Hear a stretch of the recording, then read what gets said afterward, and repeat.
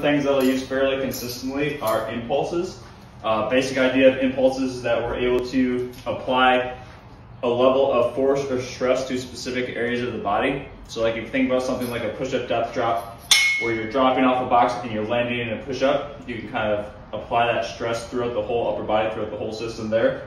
With these, what it allows us to do is apply stress to a certain or specific joint. So like let's say that we want to extend our arm out to the side here, palm up, we're kind of exposing this whole anterior side.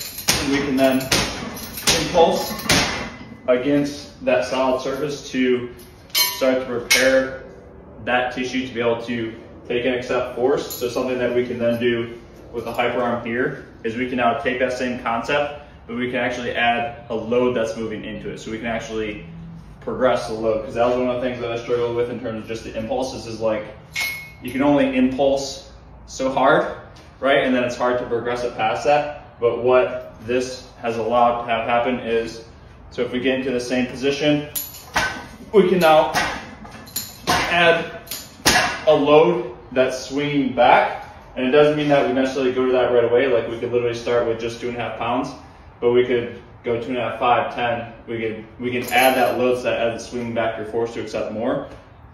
It's a nice progression on from the impulses where the original